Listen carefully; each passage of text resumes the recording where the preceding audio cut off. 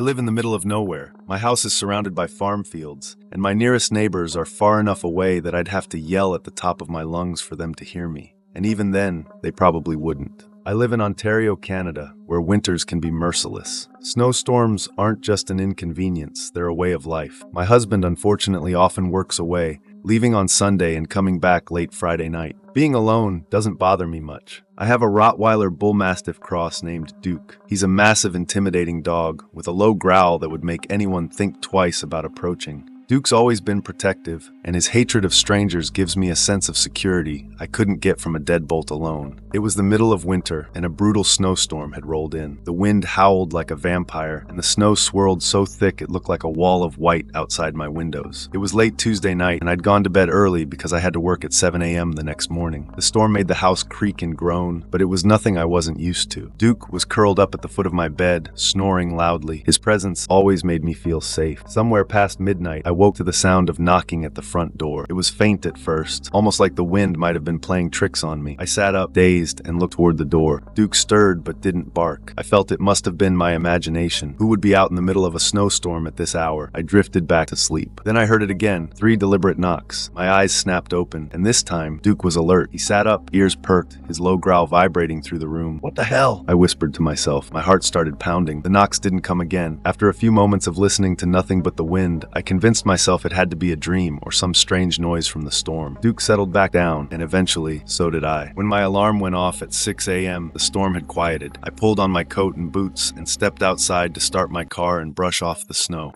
That's when I saw them. Footprints. They came across the yard, leading straight up to my front door. My breath raised as I followed the tracks. They didn't stop at the door. They circled the house, pausing at every window. The fresh snow made it easy to see how deliberate the steps were, as if someone had been peering inside, looking for something or someone. I felt a chill that had nothing to do with the cold. Whoever it was must have been there in the middle of the night, knocking on my door and walking around my house. My stomach twisted. I was grateful for Duke, who stood beside me, his nose twitching as he sniffed the tracks. His hackles were up and his growl was low and steady. The thought of going to work felt unbearable, but I couldn't just call in. I quickly finished brushing off my car and left, trying to shake the feeling that someone was watching me. When I returned home that evening, the storm had picked up again. Snow was falling thick and fast, and the footprints from earlier were gone, swallowed by the storm. I told myself it was over. Whoever it was had probably gotten lost in the storm and stumbled upon my house by accident. Still, I couldn't shake the unease. That night, I double-checked every lock and made sure all the curtains were drawn. Duke seemed restless, pacing from room to room. His unease only heightened my own. I turned on the TV to drown out the howling wind and tried to focus on anything other than the creeping dread gnawing at the edges of my mind. Around midnight, Duke's growl snapped me out of my thoughts. He was standing by the front door, his body tense and his ears pinned back. "What is it, boy?" I whispered, my voice barely audible over the wind. And then I heard it. The knocking was back. 3 deliberate knocks, just like the night before. My blood ran cold. I grabbed my phone and hesitated. Should I call the police? What would I even say? That someone knocked on my door in the middle of the night? It felt ridiculous, but the fear bubbling inside me was very real. Duke barked, a deep booming sound that echoed through the house. I felt a small surge of relief. If someone was out there, they'd have to be insane to stick around with a dog like him on the other side of the door. But the knocking didn't stop. It came again, louder this time, and then again. Whoever it was, they weren't going away. My hands were shaking as I dialed 911. As I explained the situation to the dispatcher, the knocking stopped. Duke's barking grew more frantic, and he bolted toward the living room. My heart dropped. Someone was at the window. I heard the faintest scrape against the glass, like nails dragging slowly across it. Duke was barking like mad, his teeth bared as he lunged at the window. I couldn't see anything through the thick snow, but I didn't need to. I could feel it. Someone was there, watching. The dispatcher stayed on the line with me, assuring me that officers were on their way. Minutes felt like hours as I huddled in the corner of the room, clutching Duke's collar to keep him from jumping through the window. The scraping stopped, and for a moment there was silence. Then the back door rattled. The sound was subtle at first, almost drowned out by the wind, but it grew louder, more insistent. Someone was trying to get in. Duke's growl turned into a snarl, and I felt a surge of panic. Doors were locked, but the idea of someone breaking in while I was alone made my stomach churn. "They're at the back door now," I whispered into the phone, my voice shaking. The dispatcher assured me that help was close, but I couldn't shake the feeling that it wouldn't get here in time. Suddenly, the rattling stopped. Duke's ears perked up, and he turned toward the hallway that led to the bedrooms. My blood turned to ice. There was a thud thud coming from inside the house. I hadn't heard any glass break, but someone was inside. My grip on Duke tightened as I listened to the heavy, deliberate footsteps echoing down the hall. They stopped just outside my bedroom door. The doorknob twisted. The police arrived moments later, their flashing lights illuminating the snow-covered yard. I ran to the door, flinging it open, and Duke bolted past me, barking wildly. The officers swept the house but found no one. No broken windows, no forced entry, nothing. But the footprints were back. They circled the house again, just like before, and disappeared into the woods behind my property. One of the officers stayed with me for the rest of the night, but even their presence couldn't chase away the fear that had settled deep in my heart. Whoever it was had been inside the house, and they'd left without a trace. The next morning, I found something that made my stomach drop. Carved into the wooden frame of my bedroom door were 3 words: "See you soon." The days that followed were a blur of fear and paranoia. I installed security cameras, reinforced the locks, and never let Duke out of my sight. But no matter what I did, I couldn't shake the feeling that I was being watched. The police never found the person responsible. The footprints stopped appearing, and the snow eventually melted, taking the evidence with it. But the words carved into my door remained, a chilling reminder that whoever it was hadn't just been a stranger passing through. He'd been watching, waiting, and I knew deep down that they weren't done with me yet.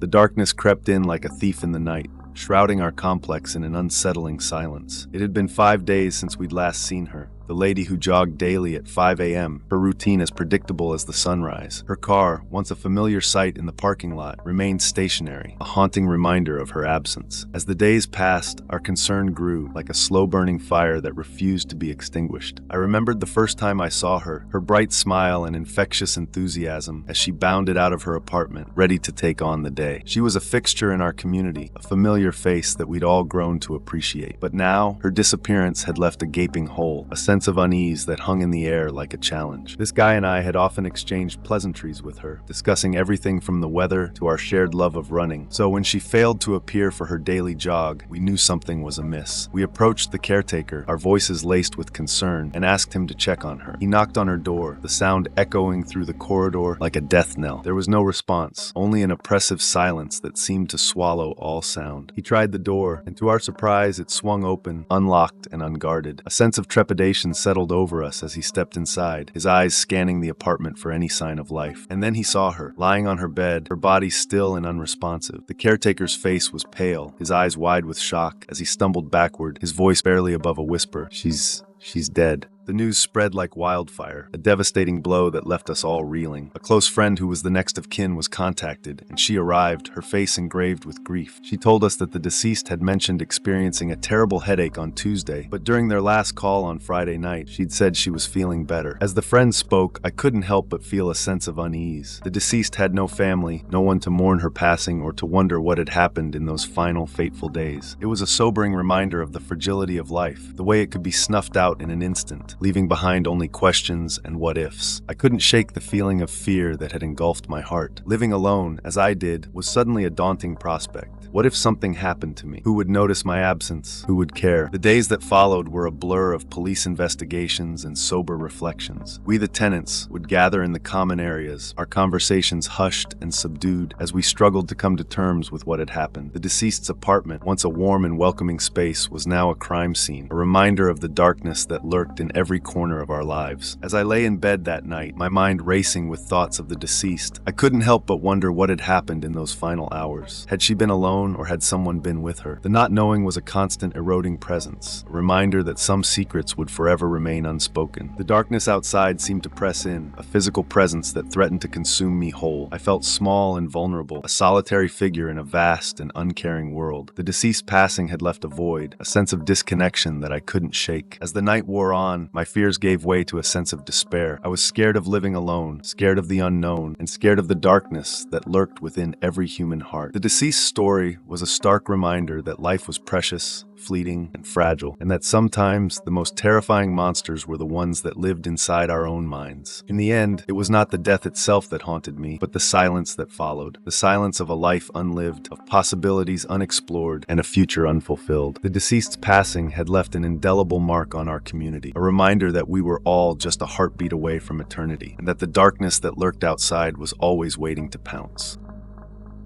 Michael was the kind of man who preferred solitude. He moved into the quiet neighborhood of Fairview in early 2021, seeking peace and escape from a chaotic world. A man of 37, single, and has never been married. He was reserved, polite, and kept mostly to himself. No one in the neighborhood knew much about him, and that was how Michael liked it. But what happened to him sent shivers through the community, and to this day, his story lingers like a shadow. On a quiet February evening, Michael's black sedan rolled into his driveway. The soft buzz of the engine was the only sound on the still street. He stepped out, his face illuminated briefly by the street lamp. His expression was weary, as though he carried the weight of something invisible. He glanced around, ensuring he was alone, then locked the car and entered his home, closing the door firmly behind him. The next morning, a nosy neighbor, Mrs. Hannah, noticed something odd. Michael's curtains remained drawn, and his mailbox went untouched. By the third day, the house seemed strangely lifeless. A few neighbors exchanged uneasy glances, but brushed it off. People assumed he was just keeping to himself, as usual. By the fourth day, the unease grew into fear. Michael's older brother, David, arrived at the house, his face tight with worry. Michael hadn't answered his calls or texts, and that was unlike him. David knocked firmly on the door. No response. He called out his brother's name, his voice echoing into the stillness of the street. Still no response. David made a decision. With a burst of strength and panic, he kicked the door open.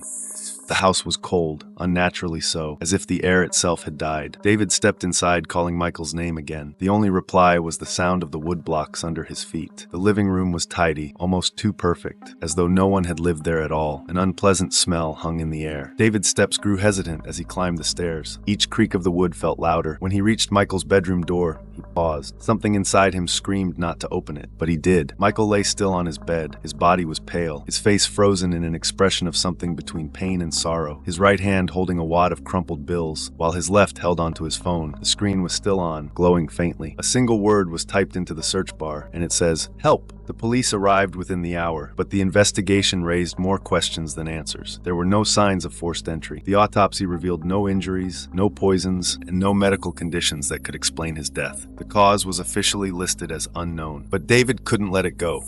He knew his brother had been troubled lately, though Michael had never shared the details. David decided to stay in the house for a few nights, hoping to find some clue, some fragment of understanding. That's when things started happening. The first night, David woke to the sound of footsteps pacing in the hallway. He grabbed a flashlight and flung open the door, but the hallway was empty. Still, the sound continued, now coming from downstairs. David followed it, his heart pounding.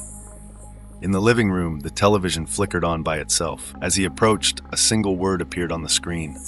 Leave. The second night, David found Michael's phone on the kitchen counter, though he was sure it had been in the evidence box. Phone buzzed incessantly. He picked it up and saw dozens of notifications, all with the same message, "Help me." By the third night, David was barely holding it together. He sat in Michael's room, staring at the bed where his brother had died.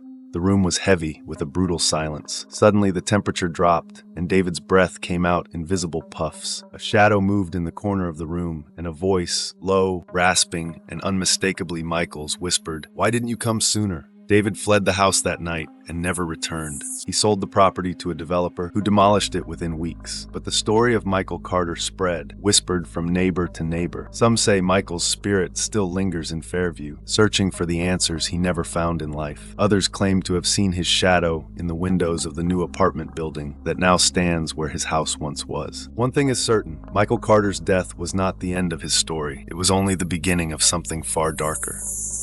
Thanks for watching. Please like and subscribe for more chilling true stories.